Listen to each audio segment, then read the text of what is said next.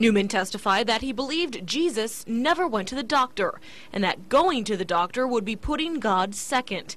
If I go to any other source, that's idolatry. I'm putting something else in the place of God. That is idolatry. That is sin.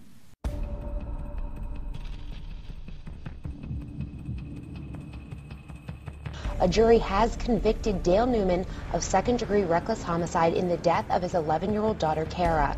The 47-year-old Weston father prayed over the girl instead of taking her to the doctor. They prayed over her because they believed prayer would heal her. But the 11-year-old died from diabetes at her Weston home. When she became gravely ill, her parents chose spiritual healing instead of getting her medical help. Doctors said Madeline's diabetes was treatable, but the Newmans told police they didn't believe in doctors and God would heal her. That's why they prayed over her. Newman told the jury he didn't think at any point his daughter would die, but believed prayer and trusting God was the only way for her to be healed. This photo is that of a 10-month-old baby girl with a terrible eye condition that leads to blindness. It's called hemangioma, and it can be treated. But the baby's parents, Timothy and Rebecca Weiland, declined medical care.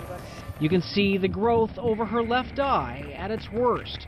She is now 18 months old and improving with treatment. Prosecutors say the Weilands admitted they wouldn't take their daughter to a doctor unless ordered. It is called the Followers of Christ. Among its principal tenets, faith healing, no doctors.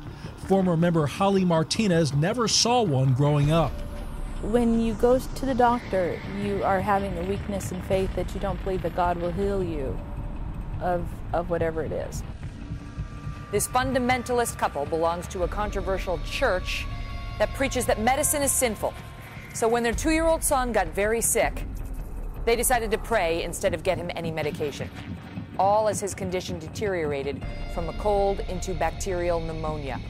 And when the child died, they told investigators, quote, "We tried to fight the devil, but in the end, the devil won." Inside the Indian Springs apartments in Broken Arrow, officers say 9-year-old Aaron Grady was suffering from diabetes. But instead of taking him to a doctor, officers say Aaron's mom, 42-year-old Susan Grady, decided to pray. According to court documents, Grady wanted to leave this in the hands of the Lord, refusing medical intervention even after the boy's grandfather suggested it. Within a few days, Aaron died from complications.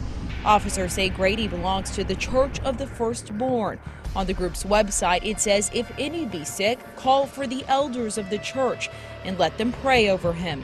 One witness says when he went to pray for Aaron, the 9-year-old was breathing hard and was not talkative. And a third witness claims that by the time he went to pray for the boy, he was in such bad shape that he spoke to Susan Grady about medical intervention, and she chose to pray and leave this in the hands of the Lord.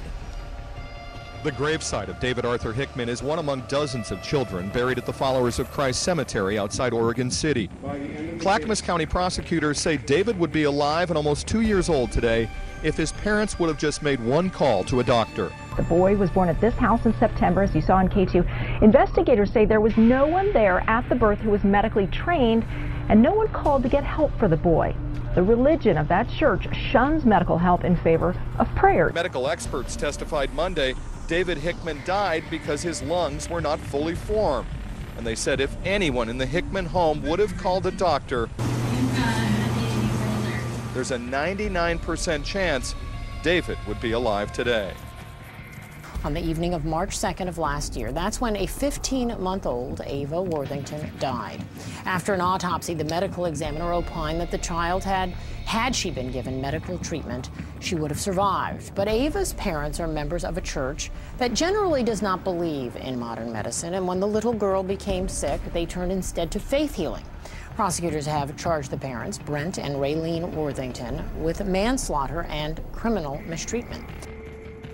He grew up in a world where medicine is weakness, faith is strength. In Marcy's words, it's one or the other. 16-year-old Neil Bigley died at his grandparents' home in mid-June from what state medical examiners told K2 was a preventable yet painful death. This would be an excruciating way to die. He suffered a basic bladder condition that went untreated. He had backed up so much urine that it caused him to go into heart failure. Neil Beagley died from a very treatable urinary condition. Now, the police say he never did get the medical treatment that he needed because the teenager went along with his family's plans to simply pray instead. This is the home where investigators say Austin Sprout died. Authorities say he had been seriously ill for more than a week, but his parents refused to get help. He couldn't walk or talk just days before he died, but he didn't go to the hospital because of his religion and the fact that it was against it. Today in court, Sprout's parents, Russell and Brandy Ballou, pled guilty to criminal negligent homicide. The Lane County Sheriff's Office says Austin died of a medical condition that could have been treated. It says instead the family relied on non-conventional faith healing, a belief among those who attend the Church of the Firstborn just outside of Cresswell. I know they say that God, made medicine for people to use, but that's your belief and we have ours.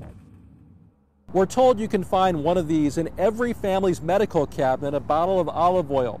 Here's how it works. You take a couple of drops, dab it on your finger, and then anoint the oil or put it on whatever body part is hurting. Then you say a prayer, and that, they believe, is what cures the sick.